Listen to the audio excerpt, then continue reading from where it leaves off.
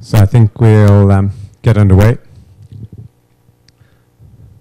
So one of the issues, scaling. We all talk about startup and scaling, but what happens with nobody really gets into the granularity. When does scaling begin? When does it end? What's involved in it? So it means many different things, different people. So what we're going to talk about for the next 3/4 of an hour, there's going to be Q&A in the process. So we're going to talk about how we create a scaling team, what's involved, and how it works, and what are some of the metrics around that. So we consider here the 7 steps. I tried to make it 5 or 6, but other things came out that were distinctive from each other. And we start off with team, commitment, learning, all that kind of stuff, which is the entry ticket to the whole game. And then there is, if you can do that, then you've got the customers, the value proposition, how you build the channel. We talk about customers a little, not enough. We never talk about channel. We never talk about momentum. We never talk about alliances. We never talk about that process and how we create and build a business. We don't talk about data and how we manage it and what are the principles of running that business with customers and the marketplace. And finally, we don't talk too much about that scaling metrics, the customer acquisition cost, the lifetime revenue, or ROI, return on investment, based on R&D or based on channel development cost. So it's those numbers that when you get into some of the, and we'll talk later about the detailed SaaS, software as a service, platform as a service business, what are the metrics that drive that? And to be really successful at it, you've got to actually be very, very clear how you measure that across the company. And if you do that really well, it can actually allow a sustainable business to grow without external finance. So software as a service, platform as a service without external finance. It can't grow fast. That's the only business in that. So we're going to have three Q&As, one after item 2 and one after item 5 on that list. So one after the discussion and team, one after the discussion of customer and market and channel, and then finally one at the end.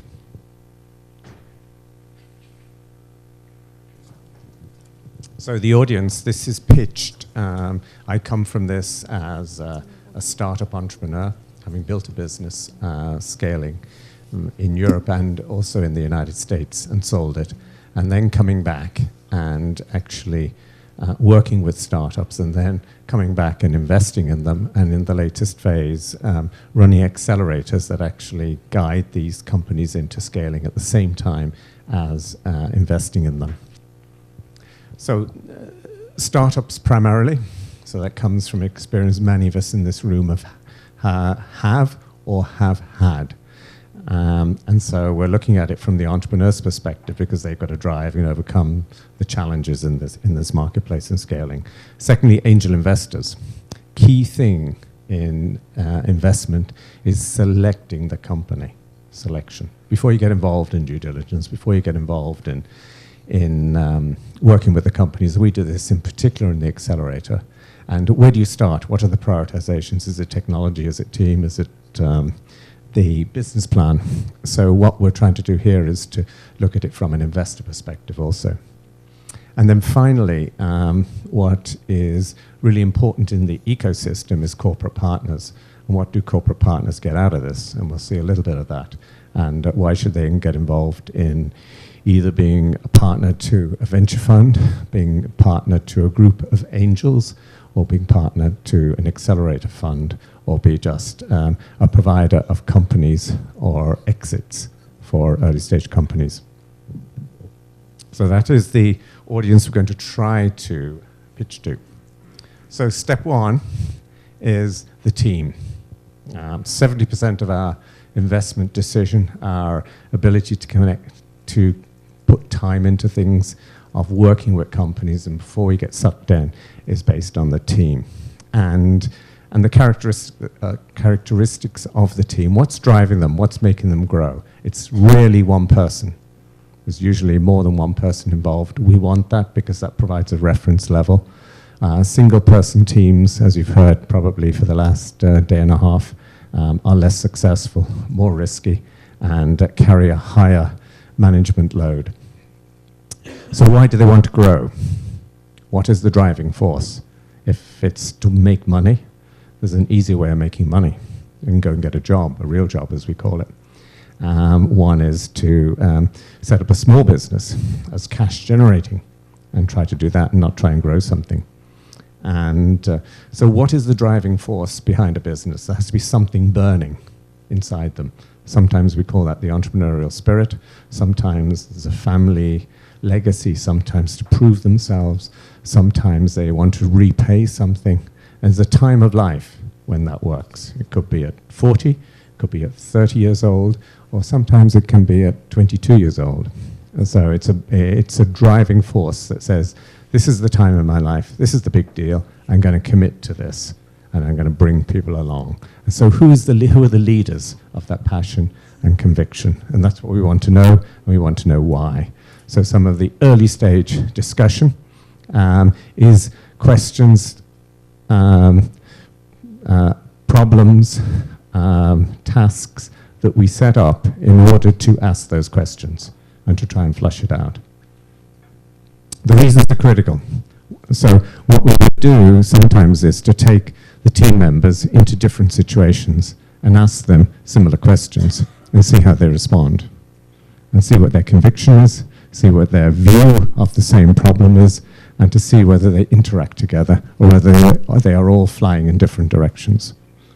It's kind of interesting, and sometimes the greatest information actually happens. You finish the meeting, you finish the discussion if you're in the same building or same location, which is a real benefit. And on the way to the door, you ask the open question, and suddenly everybody relaxes and the real story comes out. So often it's the unprepared interviews, the unprepared situations that actually gives the real answers that are hidden sometimes in the selling discussion of why should you help me or why should I help you. So typically in all entrepreneurial business, there is a story. And for the investor, and for the customer, and for the team, and to bring the momentum, there has to be a story. In a lot of the presentations we've heard here, the story, the product is there, the market's not there, but the story behind the entrepreneurial team is not there. So why should I spend time with this team? Because I don't understand their motivation for doing something, and are they just passengers on the train temporarily as it goes down the road towards market? So there has to be some binding conviction. So the first question I would ask is, what is the crisis? And what is the big problem you're solving? And why are you solving it? And where are you going? So what is success? Is success putting $1 million of revenue on the P&L? Or is success solving this problem and going to the new level and changing the world with respect to it? And that might actually determine the amount of time and conviction you and the team will put into things, and how the team will actually eliminate people who aren't on the same journey, which is actually very useful to continually raise the standard. So what is scaling as we know it? Scaling is a bit about clarity of business model, traction as we know. It's also about finding customers that are sticky. So the initial customer is not sticky, obviously. He's a proof of concept. He or she is a pilot project. And how do you turn that? How do you create in that marketplace a sticky customer? And if you can't, then you need to find a marketplace and find a need, find a crisis that you can solve that produces that. Because a scaling business has to have customers that that are replicatable one by one, but we don't lose them. We can upsell to them, we can grow to them, because they need this product. It's the degree of embeddedness of the product and the solution into that customer's proposition? Or are you taking a venture capital sort of gamble? And are they taking a venture capital gamble on you? That's not so sticky. If this solution is really, really important that you're proposing, then it has to be a way in which it embeds into the customer, and they can't get it out very easily. So you've got your defensibility built in day one. So it's critical to look at that, and those defensible customers will fund and will commit. Well, it's nice to have an optional extra. They may fund, but they won't commit. We want both. Another factor is looking at the cost of customer or channel acquisition. Because initially it's very high, because we go out there directly. We eventually want to go through a channel to it. There is an end user somewhere. And how do we get to that end user? And sometimes if we're 2 or 3 organizations from that end user, it's far away, it's difficult. If there's one, it's easy. And that end user and that solution, and if our decision to go after that is risky, then we are actually taking we're taking a venture capital decision with the channel to get to the end user. So we've got to factor that in, and if that is the case, we need to go around the back into the end user also to ensure that our probability is much higher.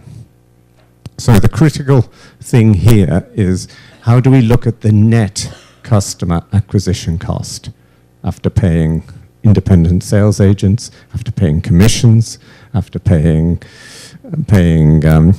even in equity in some cases, to get to that customer or channel? What is the net cost of that? And therefore, how much margin does that bring in? And is that growable over time? Charles?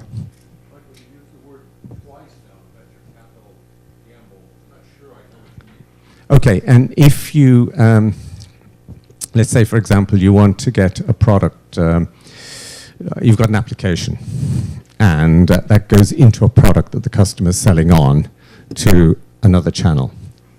And that channel, that's a new product going into that channel. And so you've done all the work, you've got yourself embedded, there are no sales because the product hasn't sold in the channel. As the product sells in the channel, the license revenue will kick in. It depends on the success of that customer selling that product in that channel, and therefore you're taking a gamble on that customer's solution with all the upfront work you're doing. And that's the risk. And that product may not sustain, it may sustain 6 months, and then they chop it out, put another product in, and your API is out. Correct. A bigger. Well, you're investing your own time and investors' money in order to get that product down that channel to get successful revenue out of it.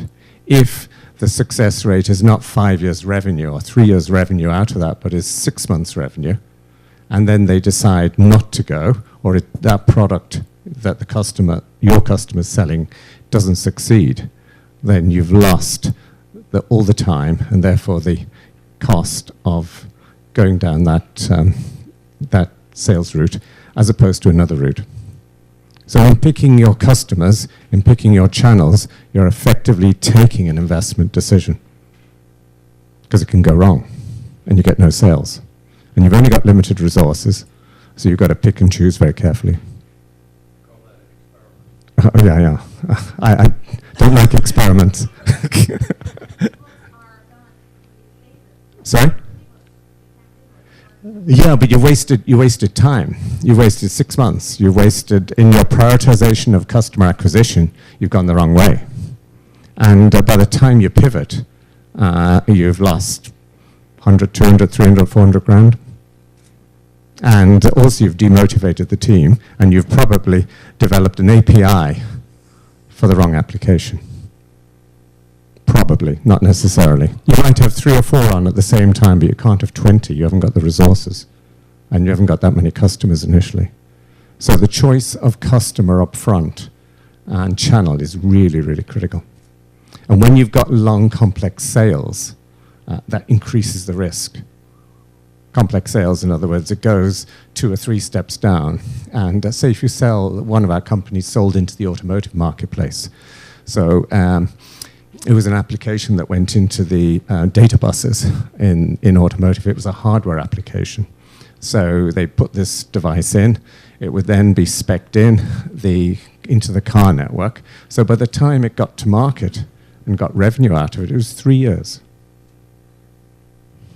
And then the danger is they could easily decide to, with that car model, to change the bus structure, in which case that little part that was going to generate the revenue would be spec'd out. And so there was zero commitment. So yes, they could raise money on that, but if it didn't start looking good in a short period of time, there was a huge investment required with no market traction, apart from design-ins. So, and it depends how sticky, and back to this argument, how sticky the customer is.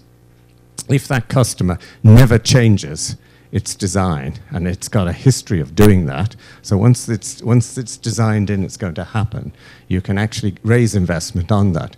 But if the market is uncertain, and they do change the design, even when it's in the build-up to launch, then that's a serious problem. So certain industries are stable, certain industries are unstable, but the time is the problem. Because meanwhile, the business has to be funded, motivation falls, key people leave, they need success. So why choose that sector, that market? Is there, when you start out, when you've got all the cards in front of you, can you choose a market with quicker entry, with less risk? For investors, for teams, we try to de-risk, and therefore the possibility of scalability increases. Does that make sense? So, so the other factor is, how do we get into channels and customers that actually grow revenue? There's various ways to grow revenue. You can upsell, you can introduce new products, you can sell to reference customers. How do you actually, once you've got a sticky customer, how can you actually increase that revenue per year? You start off on one site, say in Microsoft, and then you sell by region, then you sell internationally, and then you sell globally. How do you put in place a sales process and a team that can actually do that globally? Effectively upsell, and therefore get 20 times the monthly annual recurring revenue than you get up front.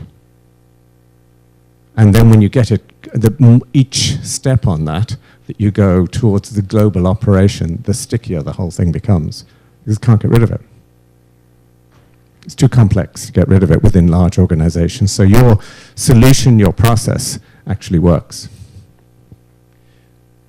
So rising value. So the next question is, we often look at teams, and sometimes the teams are people inside the business who are committed, and sometimes there are people outside the business who are going to jump in. And so one of the key questions is, who is on the team? And is it a team? Does it communicate? Does it communicate informally? Do they mind each other? Or are they all solo players that just put a team badge on? If one of the team was sick, would they look after that person? Or just don't care? So it's the thing, can they build a team? Not every member of a team is a team player, but there has to be some people in the team who are the minders, some people in the team who are the leaders, some people in the team who are questioning things. And you've got to have, and sometimes those attributes are in more than one person or more than one person, but it's critical that some of those attributes are there, in particular the team minding capability. Because otherwise, new people come in, they can't adapt to what's going on, and therefore you haven't got a team, and therefore you can't grow. We think of it similar to a sports team. So you want a very high-performing sports team. They train together, they work together, they almost live together. They have separate lives. But when they're in the zone of the sport and the training, they're all together, they stay in the same hotels, they do the same things, eat the same food, and they're on a program. And the goal is winning the next match. And they might be selected to play in the next match, they might not. And when one of them has an injury, they look after that person. And so when they're on the team, they commit to each other that they're going to succeed. Somebody has a bad day, they don't scold the person who has a bad day, they help them improve. But they will also eliminate somebody on that team who doesn't perform, or doesn't commit. So you suck in people into that mindset. And in the case of high-performing sports teams, the revenue that they earn in salary and bonus is a secondary and also very important issue. But it's the heroism of playing for their country or playing for their club and playing and succeeding with their peer group is really, really important. So this has to be some driving force here that we see that makes this work. And then there's also, which is critical, so the early stage before we get involved in the scaling, before we get involved in the investing, is a fairly deep but informal team analysis. Sometimes we use psychological techniques or psychological process to do that. In other words, we look at the motivation of individuals, we talk to them informally, we ask them very deep questions, sometimes it's personal. And we try to understand what are the driving forces of that individual.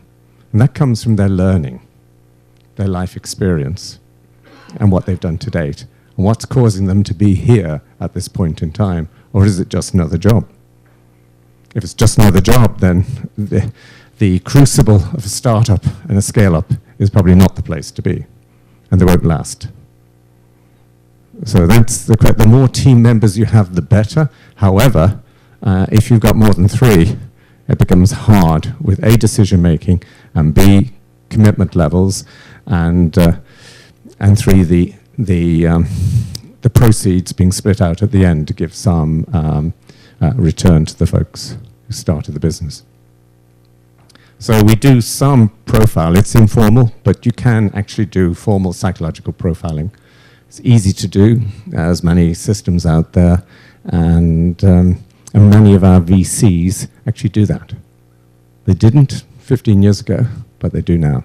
It's part of due diligence and seeing whether this team is not all type A characters that are going to fight with each other and kill each other, and they're all going to want to be CEO, and when one of them doesn't get it, they're going to fight with the other guy, and there'll be a problem downstream, and there's nobody minding the rest of the team and the bigger team outside of that. So one is the execution team, which is the top level. The other is the team of warriors behind that are going to actually do a lot of the work and pull it all together in the end of the day. And there has to be that kind of commitment to each other within that. And where we don't see that, we get worried. Because we don't get when the going gets rough, the team members go and get a new job. Or the lower team members get a new job. So one big factor in successful companies, and they take longer normally than shorter, is the persistence and endurance of the team. So have they got a history of staying at it? When they get rejection, of coming back. They have down days. They have ways of managing that. The entrepreneurial spirit of people who've been through it understand how to do that. They actually get excited by rejection rather than going. They get down, but they bounce up the following day. And when somebody says no, they don't hear those words. They say, okay, how can I get round that? I believe in this. Is it no, and why? Okay, what are the options? Okay, go sideways, round, in the back door, different proposition, and thanking the customer for rejecting you. And where we've done that in a previous startup, it's always in 85% of the cases come back, and we've gotten the business, and we've created a whole new business in there that nobody ever expected, simply because we were rejected. If we got accepted day one, we probably wouldn't have done a good job in coming back in through the back door. So it's kind of interesting. It's you build the entrepreneurial spirit based on hardship, based on some degree of rejection, and also it builds that persistence and endurance, because many companies give up before they come out of the so-called valley of death. And sometimes it takes longer than expected, with low salaries, tough times, and then they come out of that eventually because they persist. Yeah, Ben?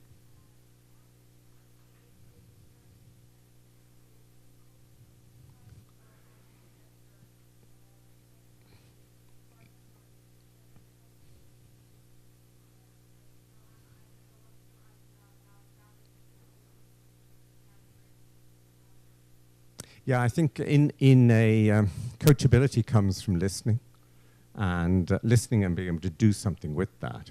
And so the approach to coaching is different, I think, if you're dealing with a high-performing entrepreneurial team, or an entrepreneurial team that you want to be high-performing. It's different. Someone's talking about you coach individuals, but then you coach them together.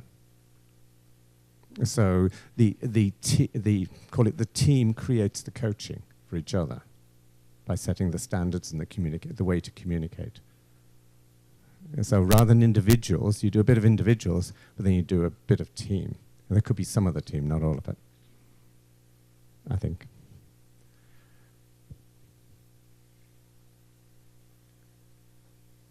So the second point on that is learning. The most successful teams we've dealt with, particularly in scaling, are the ones that listen and learn. They can adapt and pivot quickly. They can realize when the writing's on the wall and say, no, I'm going to change, and the following morning, they're on that new execution road.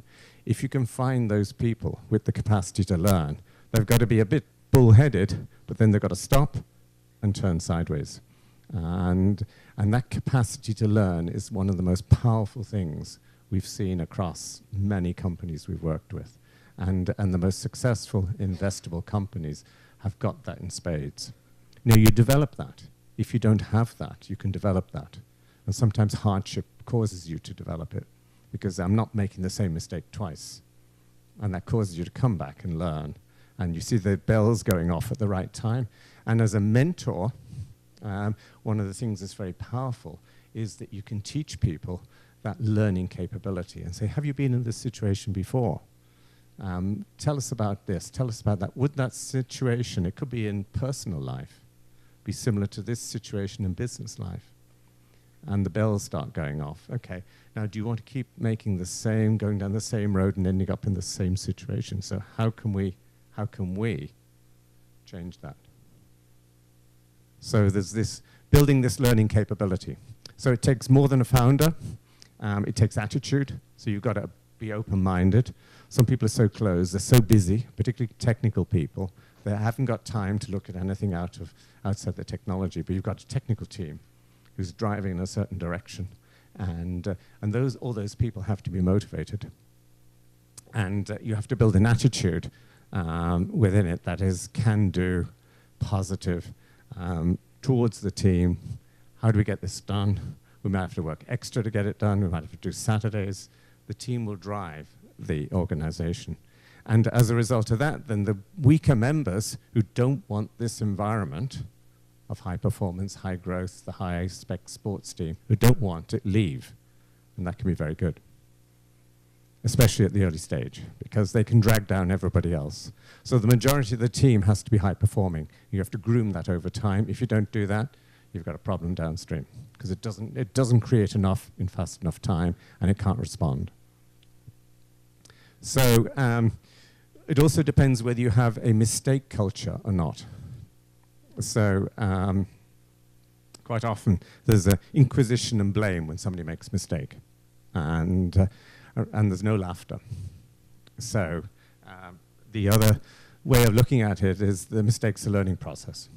Okay, so money's been lost. Well, let's learn from that. It's not going to happen again. So how are we going to get around that? So it's treated as an accolade rather than a failure. And there's no blame. They might have lost some money. So, okay, then mistake of the week. How do we get from there into success? And so what did we learn is the question rather than what is the blame. What did we learn is better than how do we change the process so we don't make the mistake again? What do we learn is the steps and who's involved and not get there again. And also part of the team process, if we're going down the same road where we're going to make the same mistake, and that maybe mistake is the wrong word, but if we're going down the same road, can any of the team members, that could be in sales, it could be in technical, or it could be in shareholding issues, how do we not get into that situation again? So send off the alarm bells early. Let's go deep dive on this and have a look. We need to be careful. Let's not jump in. Mistakes often happen because one person decides to go down a road, jump at a decision, and he or she doesn't consult, and eventually they're exposed and it doesn't work out. If 3 or 4 people are doing it and they're all agreeing and they've all thought about it and it's a mistake, it's more serious. And then we've got to go back and say, okay, how do we stop doing this again and risk mitigate? Mentors, advisors work really well in that because decision making, when usually there's mistakes, the decision making is flawed. It's unclear. It's fuzzy. Nobody made a decision. Or one individual made a decision and didn't consult. Or the technical team made a decision and it should have been in the sales or the finance function. And so how do you do this and make quick decisions without going around the houses with the different skill sets in an organization? It's really difficult. And so some organizations are really, really good at that, and their response times can be very, very quick, and others are not. So you've got to build that culture of quick decision making, enough consultation, but a clear decision.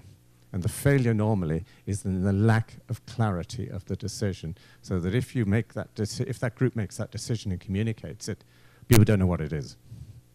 Or 3 or 4 different people could implement it differently, because it was never specified enough. So an example here of an entrepreneur, started 15 years ago, lawyer, no entrepreneurial experience, in Brussels, got his development done in Russia. Really difficult to transfer the IP in. Then got some of his route to market done with his brother in California. Real tough time. And then eventually now, 15 years later, has got 100 people in a SaaS business nearly. All the major IT corporations in the world are his customers. He basically sells a regulatory database in the of regulatory instruments and actions across the world, every country bar North Korea. And all his customers are online into that database, which is his IP. And they pay him a service charge per month, which is really, I suppose it's software as a service, but it's really a platform. And so all parts of the organization log into this, from compliance to design to sales to ensure they're completely up to date with all the regulatory frameworks associated with their products, computers, data, music as a service, all the different things. So really valuable business, very sticky, because all of the organizations are logged into the same database. To change will be a real problem, and it gives the boards of those organizations great reassurance that in every market of the world they're compliant. So core team building capabilities. Any quick questions before we jump to the next? We'll go a bit speedier now. Security Accelerator, we have done this in Cork, couple of cohorts, and there we run across those tech sectors of cybersecurity, IoT, AI, and we look at their application against critical infrastructure, defense, logistics, fintech, and how we apply technologies into those marketplace and where we can get scalability. So it's using the technologies, not hanging on to the technologies. It's using those skill sets to get to markets that are scalable because of the wide area networks they operate on. countries, infrastructure, etc., and they're often critical infrastructure. Who we work with, again, some of the things we talked about, teams that are 100% committed, more than one co-founder. There has to be a technical person in the team. You can't go to market with a technical product and none of your people on board are technologists. So you're letting development contracts, technical contracts, to transfer IP, to get other design teams to do the work, and there's nobody technical managing it. It's very scary. Traction, we look for beta customers early stage. Usually it's earlier than you expect, but it's there, and that's the website. So the second stage of what we're going to talk about is leading with customers and channels. Quite a lot. People don't talk enough when they're going to market or developing a product about the customer and channel, and it's not clear, really clear. And they often don't mention the word customer, and they hardly ever mention the word channel, the route to the customer, because most small companies cannot sell direct. You have to go through a channel of one description. The access to that channel determines your success with the customer. And the focus then is on how do you actually do it with your very first customers? How do you engage them in such a way that that you're doing everything to ensure that it works, so that they come out and they're supported always? What we see also is that people treat the first customer as an arm's length relationship, and they don't get behind them. We had a saying once that when you discover a customer, you get on your bike or your car and you go and park or live next door to the front door. You work out where they go to shop, where they go to the gym. You spend time in their premises. You find a reason to get in there, even if it's to sweep the floor. And you actually delight them in such a way that all of their service, so if they need technical support, you put your technical guy in there, and you spend all your time focusing on them to ensure it's successful. So you can't say, you know then whether this customer is going to be successful, whether it's typical or not, and if it is too difficult, and if there's no buy-in, then it's probably the wrong customer. Go start again, go somewhere else. But you've got to really focus. And so what it is anticipating, partnering, and we'll talk a little bit about partnering in a moment, and it's looking at the long haul with them rather than the transaction. The transaction's almost irrelevant at the start. It's actually the emotional relationship with the customer and the people around the customer. So very rarely is it one person. What one has to do is stake out the organization to find out. Decision-making is made at multiple levels, formally at one level, informally at a couple of other levels. And then how do you get introduced into those levels? And so what we don't often look at is what is the core competency and what causes us to compete, and where is our competitive strength. And that is often not clear. So we think we understand it when we do our proposition for investors, and when we go to the customer, we don't know what bit of what we're doing is the real hot button. If we know what bit of it is really important, it could be service. It could be the style in which we sell. It could be some attribute within the product. So which bit is the critical bit? And that takes a little bit of time to understand. But once one understands that, that is our competitive advantage. And therefore, then one has to map that against competition. And competition is in-house as well as external. So how do you actually then build a strategic plan?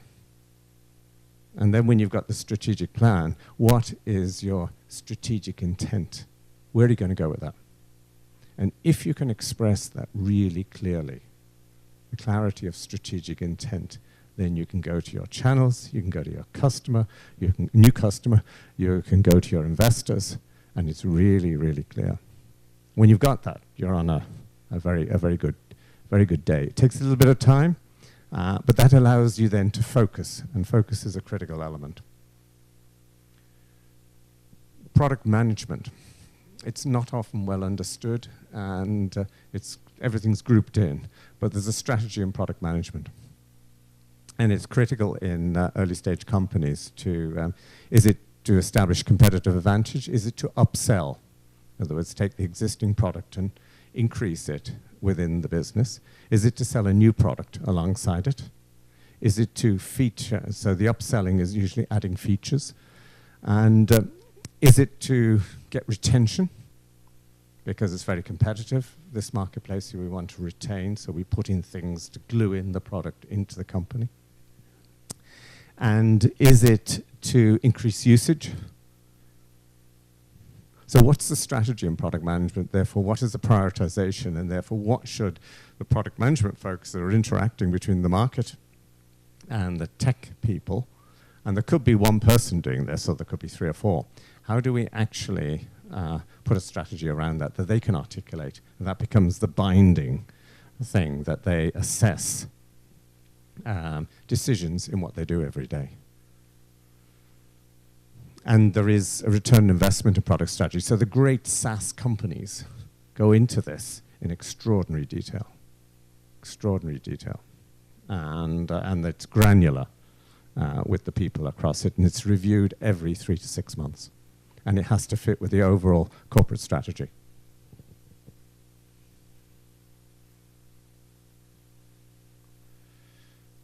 Scaling, market expansion. So in trying to scale up, are we going for new customers? Are we going to upsell within existing customers? Are we going to go into a customer, retain, and then go to a new customer? So what is the strategy with sales and market expansion? So how much time do we put into each customer and what time we spend with them? And therefore, how can we scale the customer acquisition model? In other words, attracting new customers. And the biggest question of all is, how do we find a high-performing salesperson? How do we replicate him or her? That could be a person. So by choosing direct sales, you need one type of person. By choosing a channel, you need a different type of person. There's a different mindset about managing both. And it depends then on how technical the sale is and how non-technical the sale is. And you need special people to do. So people say, well, just hire somebody and give them another job. It doesn't work. So how do we find, eventually, a high-performing salesperson? And then how do we replicate that person? Do we hire from the best in the market, as many people do? And often that's not the best. Or do we bring on the person internally? If we do that, we've got to hire the person 9, 12, 18 months before they go into that critical role and introduce them into it. So we could take one of the tech team, and we found that very successful. One of the tech team who's more outward going and more mature and probably better than the others. And we take that person and we take them into the market. Initially, they hate it. And then they discover they know more than anybody else. And then they're the customer's hero. And they're the champion salesperson in the end. And they will never leave in those circumstances because they're heroes all of a sudden. And coming out of technology, they're the experts. And then how do you do that regionally if you're going globally? And that's fairly difficult. So who are the executive team? That's often unclear in an organization. And how do they do their business? So a short few slides on strategic partnerships, because often in small companies, you can't get into formal agreements. You haven't got time. And by the time you go with major organizations to get some zero-value agreements done, it takes 6, 9, 12 months. One has to go informally and get alliances done. And typically, initially, they're non-binding. And they can become binding after a period of time. And there can be 1 or 2 pages. So who's going to do what? So it extends partnerships and collaborations outside the business sometimes. And sometimes people do that in order to make the work environment good for the tech teams and to attract technical people to come and work in the business. Because the business is doing other things outside, but other things it's doing is on the strategic intent, which is the route to market. So it's typically networks of partners. Why? Companies, small companies, large companies like IBM can't go it alone. We've got teams with us who are doing global deals with IBM now because IBM hasn't got this knowledge or that a small company does or the dexterity. And so what these large companies do now is increasingly they do an MOU with a small company and they take that company regionally and then globally, and IBM sell it, in the case of IBM, and they have a monthly recurring revenue that's scalable to the startup. Incredibly valuable. Because once they do that and you get into the selling process and you become a part that they're selling within their bigger picture, then it's very hard to get unstuck from that. Theoretically, there's no contract. But the momentum of the organization and the politicization of it, it's very hard to get specced out or knocked out. The worst you could do is not make much money out of it, but you've still got the reference of selling to that major organization. So quite often we have to develop alliances with competitors on certain sectors. One is knowledge, and that's difficult. And that demands a certain type of person to be able to do that, to look beyond that, and to look at what can be gained rather than what can be lost.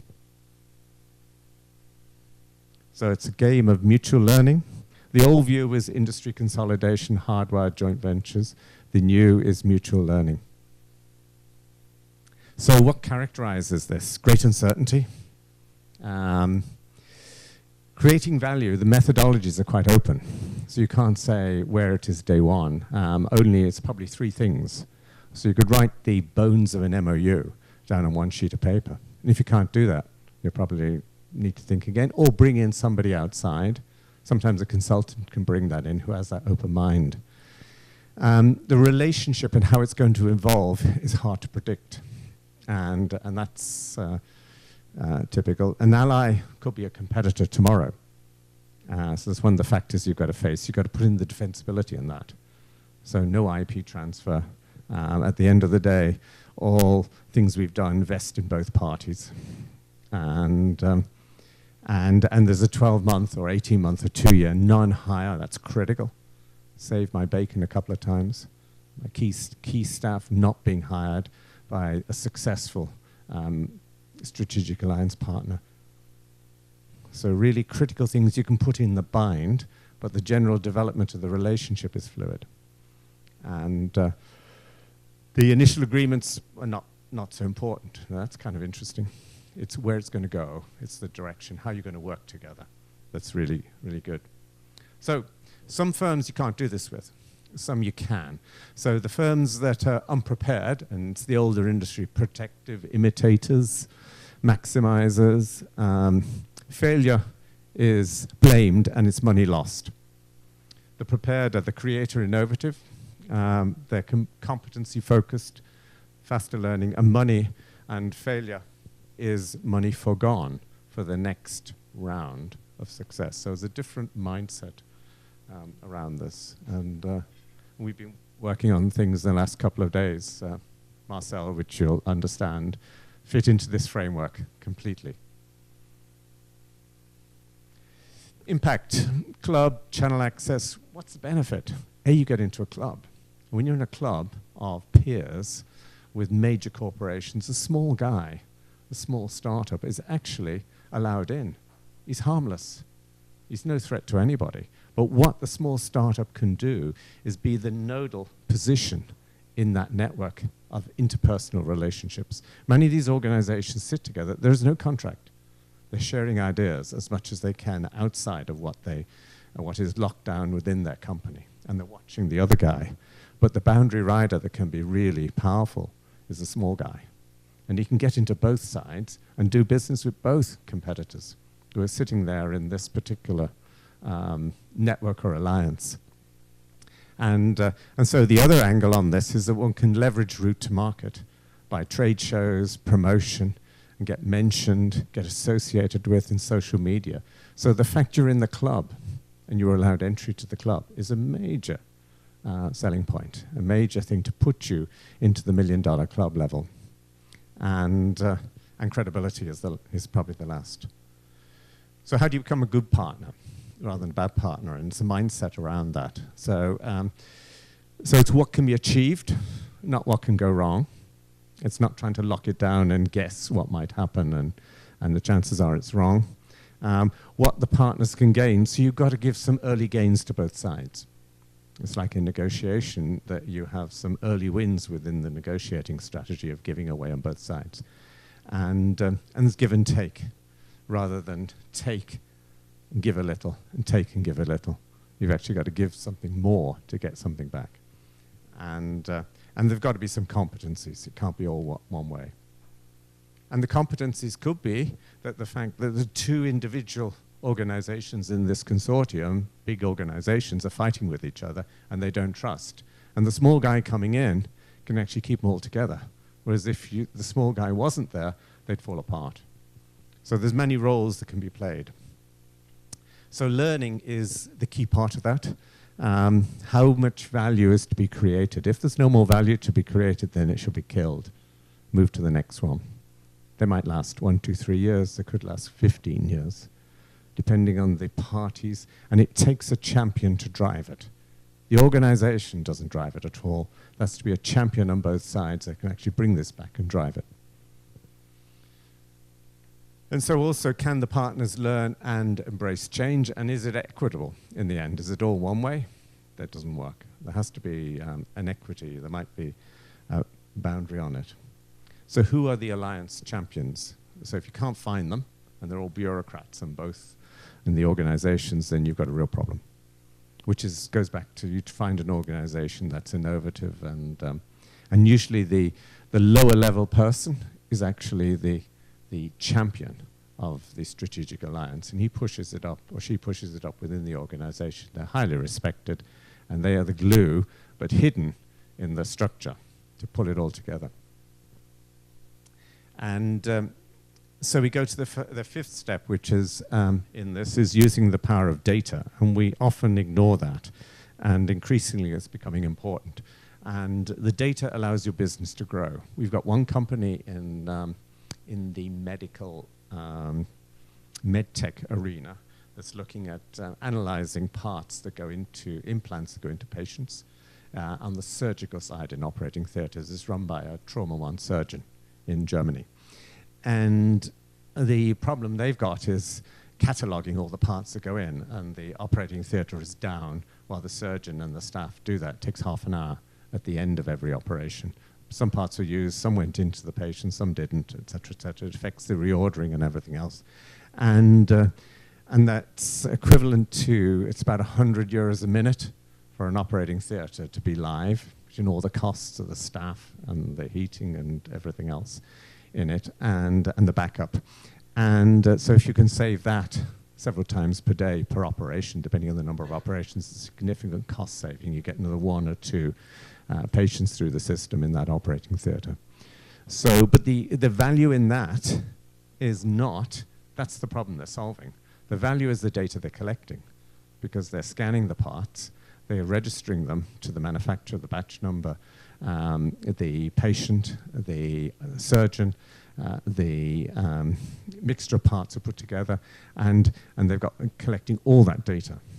And when that data is really collected across a range of manufacturers, a range of hospitals, a range of surgeons, a range of patients, it becomes really, really important, really valuable. And that's the prize at the end of the day. So leverage the data to grow the business. And it creates the ability to pivot. So that business, which is only in raw startup level at this point in time, could pivot to be a data business.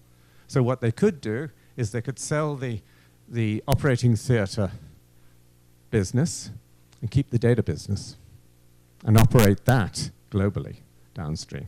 And that's the real value. That could be a pivot and a second scale within that, just to give an example of strategy and strategic intent and how to build that out. So cyber and data is a real problem. Now, one of the things you've got to consider is privacy breaches in some of the things. So when you start getting into the data world is how you protect it. And therefore, you've got to look at these other things without defocusing. We've heard a lot about blockchain, we've heard a lot about AI and putting these things in. A lot of them put them in, but there's no business reason for them to exist within the particular business. And but some cases they do, so they need to be considered, and it does allow rapid scale. Just to add a flavor, to a business and putting in a security angle to it can double or treble the revenue from a transaction, can actually increase the value at exit by 10x.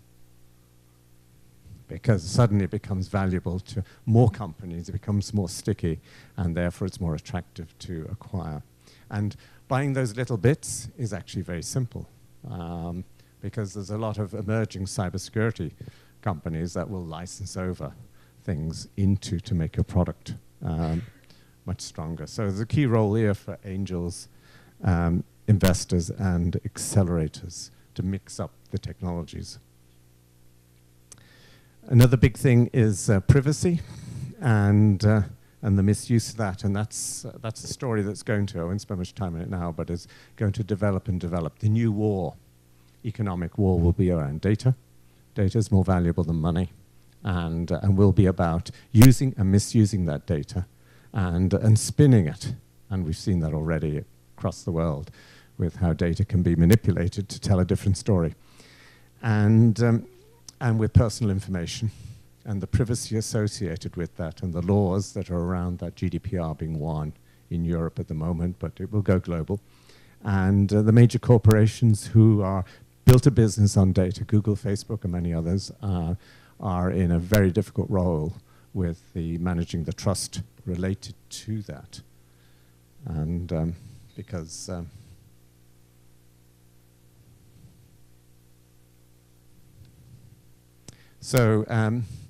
big role for angels here, big role for coaches, big role for VCs and investors, because in businesses that are heavily data intensive, there's huge capability now to have a problem and exit. So an exit time when you're trying to leave the business, you have a real issue because the due diligence required in the same way it's done with IP, in the same way it's done with governance.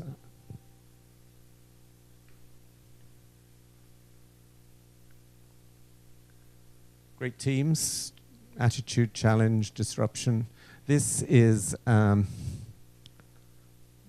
to summarize some of the things. Prior failures, that's good. Persistence, endurance, learn and change, and they mind and leverage their tech competencies.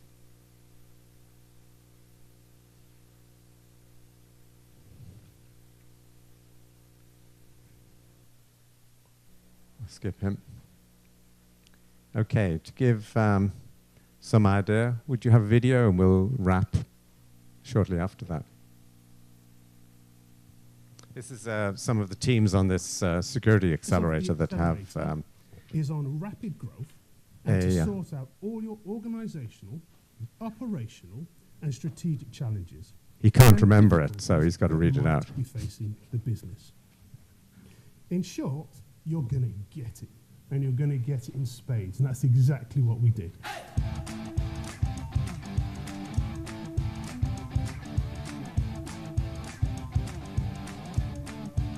I think there's a massive benefit for teams to get involved in Cork because it is a security cluster. It's a hotbed now for security, especially security startups. So it's, if I was to offer any advice to get involved in the accelerator, Cork is a great place. CorkBIC is a great company to engage with in regards to accelerating your business. Well, I think what's interesting about the accelerators is the piece around the networking and the connections they make. Obviously they work on their business plan, but the people they meet, because invariably their business changes, so that journey to getting investor ready, it's really important that they get good advice as early as possible. We started the accelerator at a kind of a standing start from a business operations perspective, so we now have access to clients. We've successfully completed 7 POCs, we've secured 2 contracts, and on the back of the contracts that CorkBIC and the accelerator have introduced us to, we've got a panel of coaches that we can turn to in terms of business advice. I mean, it sounds very cliched, but it's focus. It's not even advice, it's one word, it's focus. It's easy to make a 30-page presentation, it's hard to make a 1-page presentation. I think our biggest challenge is realizing that we weren't ready to go to market. Over the last 13 weeks with the Accelerator team, we've really been able to focus on gaps that we have. And again, using the expertise and the mentorship of the Accelerator team, we're able to address those gaps and get ourselves to a position where we can now actually go to market. Don't fall into the same mentality that we all fall into, is that, yeah, I can do this, I can bootstrap it, I can keep going, making decisions. Because one thing the Accelerator does is it stops you from making those bad decisions. Why not stand on the shoulders of giants, you know?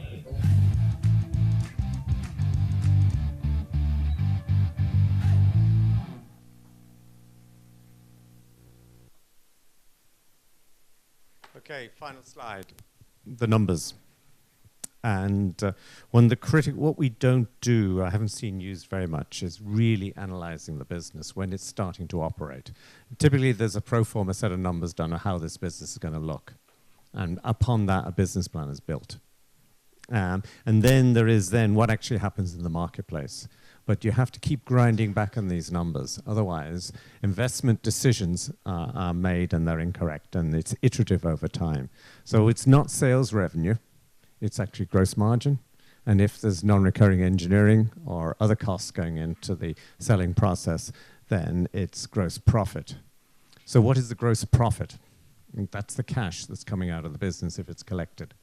And then by customer, by channel, by region, and over time. So it could be 1 month, nothing for another 3 months, nothing for another 3 months, et cetera, et cetera. And then you add that up. Spin it out for 2, 3, 4, 5 years, and look at it on specific return for R&D, the product development cost. Look at it for product management cost. Look at it for customer acquisition cost. Add those up. It can be done on the back. It doesn't have to be bang on accurate. It can be done on the back of an envelope. The numbers are roundy numbers. And then what sort of X are you getting? What's your return on customer acquisition? What's your return on channel acquisition? What's your return on R&D, that particular development program? What's your return on the elements of product management that you did? And then what, if that is, what do you think is a good number there for a cash return on a risk investment, such as acquiring a customer, such as, say, take 4 or 5 years? What's a good X? Say if you've spent 500 grand, what gross margin cash return or net margin cash return would you expect without putting any discount rates or anything else in, or time value of money or risk premiums? Yeah. Anybody else? Marcel? Tomas? What would you think?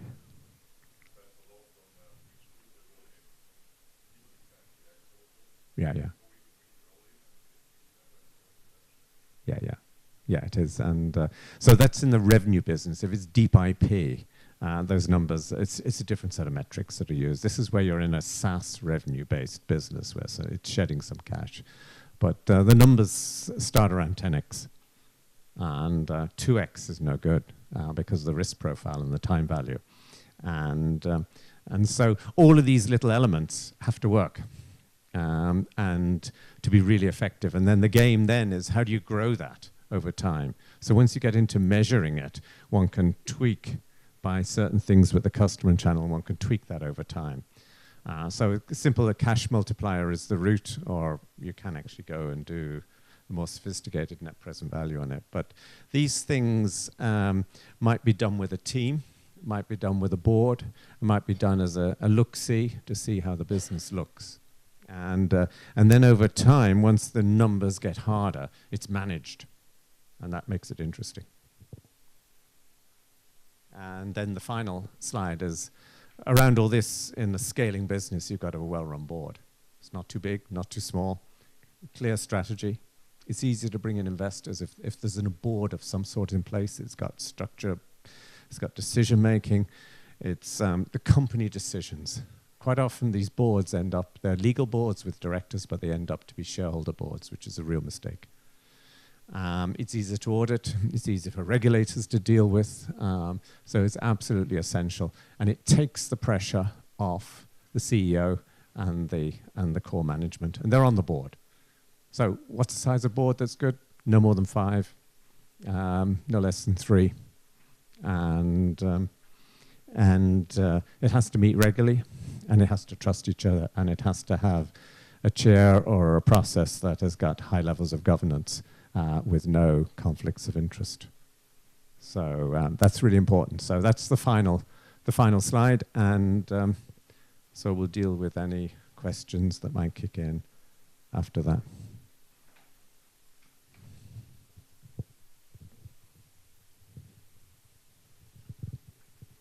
So this, I'll leave this up for a while, but one of our companies we started with many years ago has now got a SaaS business that does 25 million a year annual recurring revenue euros. It has got no debt and has raised no equity and has got 250 employees and is growing at 40% a year and can do that with internally generated cash. So if it's doing annual recurring revenue of with sticky customers, and so if it's doing that to grow 40% a year in software as a service, you've got to have sticky customers, and so it's got a valuation. Probably it doesn't need to raise money externally, but it's got a valuation 150, 200 million euros, and wants to grow it to a market cap of 500 million in the next 3 years. Without external investment. So this, I asked them, what's your story along the way? What's the key learnings over 10, 15 years? We started with them before that. And this is what he said. CEO is perpetual student in all areas. So he's learning. He's not making too many assumptions. He's building that. He has to have a team, a business partner. He would have cracked if he hadn't done that. And they had 3 people in the team day one. One left, and that was a really tough time for them because they had to buy him out. And bad hire will cost you years. That's really interesting. In success of hiring a really successful, very high level, board level type person, is probably 1 in 3. So you've got really, really careful with key hires and how you bring them on. And sales execution and product are the critical elements. The focus on that. What is the product? The real clarity of that product management stuff we talked about. And positioning, and really important within the framework of competitors and customers you're dealing with. And pricing. Initially, they didn't review the pricing enough, and they left money on the table. So this is pricing review every 6 months.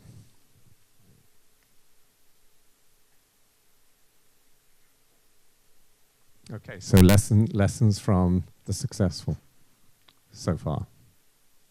So thank you all. Appreciate your time. We've overrun a little bit, and but it's an interesting area and ripe for success and exploitation by drilling into that at various levels and taking on just some of these ideas. Thank you. Any questions?